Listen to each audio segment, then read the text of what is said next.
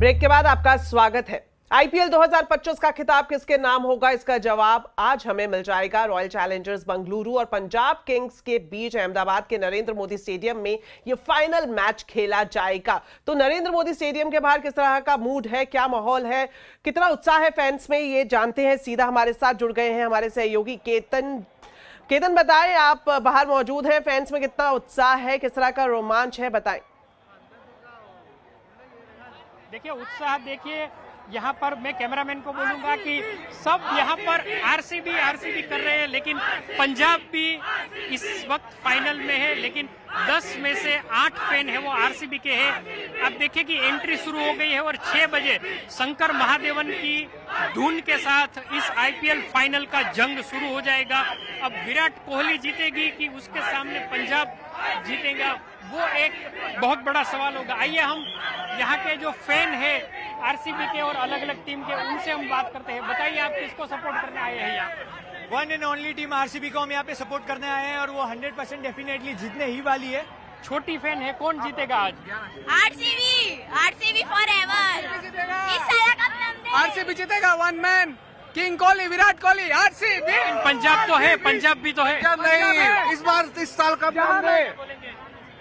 इस बार तो विराट कोहली पक्का कप लेके आएंगे। बिल्कुल, तो बस चंद मिनटों का सवाल है, उसके बाद एक भव्य सेरेमनी शुरू की जाएगी। सिंदूर ऑपरेशन यहाँ सफलतापूर्वक अभी जारी है, तो राष्ट्रीय धुन के साथ है वो आईपीएल फाइनल का आगाज होगा और धीरे धीरे करके 1 लाख प्रेक्षक है वो इस नरेंद्र मोदी स्टेडियम में अब प्रवेश ले रहे हैं। और जब पहली गेंद फेंकी जाएगी तो आप अंदाजा लगाइए कि कितना बड़ा जोश, उमंग और उत्साह होगा।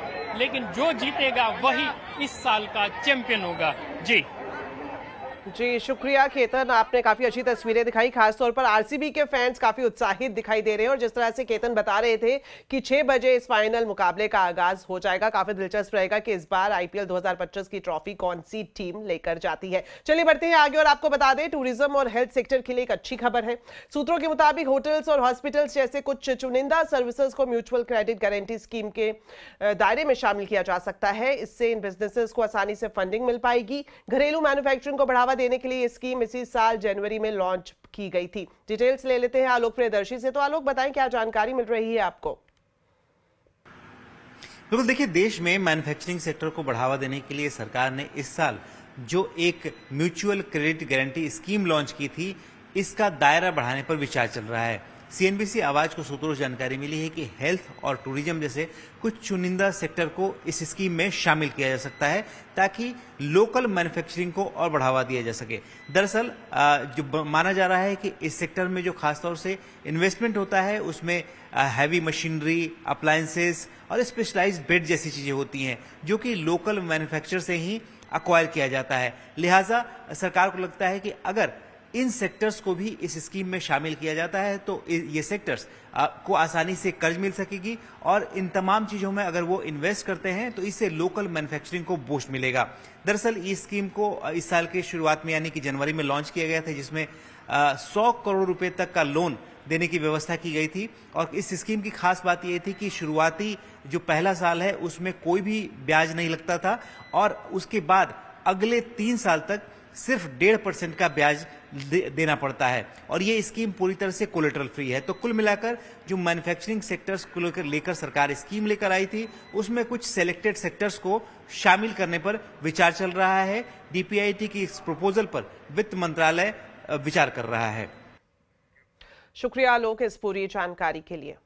चलिए बढ़ते हैं आगे और आपको बता दें, टाटा मोटर्स ने आज अपनी एसयूवी हैरियर ईवी को लॉन्च कर दिया है। कंपनी का दावा है कि ये एसयूवी सिंगल चार्ज में 627 किलोमीटर तक की रेंज दे सकती है, जबकि सिर्फ 15 मिनट की फास्ट चार्जिंग में 250 किलोमीटर की रेंज आपको इस एसयूवी में मिल जाएगी। इसके अलावा ये सिर्फ 6.3 सेकंड में 0 से 100 किलोमीटर प्रति घंटे की रफ्तार पकड़ सकती है। हैरियर ईवी में dual motor drift boost mode भी आपको मिलेगा, साथ ही 6 टैरन मोड भी दिए गए हैं जिसमें सैंड, रॉक क्रॉल और एक कस्टम मोड भी शामिल है। हैरियर ईवी में ऑटो पार्क असिस्ट और रिमोट पार्किंग के लिए समन मोड दिया गया है। इसके अलावा इसमें आपको 14.5 इंच का Samsung neo QLED infotainment screen भी मिलेगा। इसमें डॉल्बी एटमॉस के साथ JBL Black 10 का स्पीकर ऑडियो दिया गया है। आपको बता दें इसकी जो शुरुआती कीमत है वो 21,49,000 रुपए है।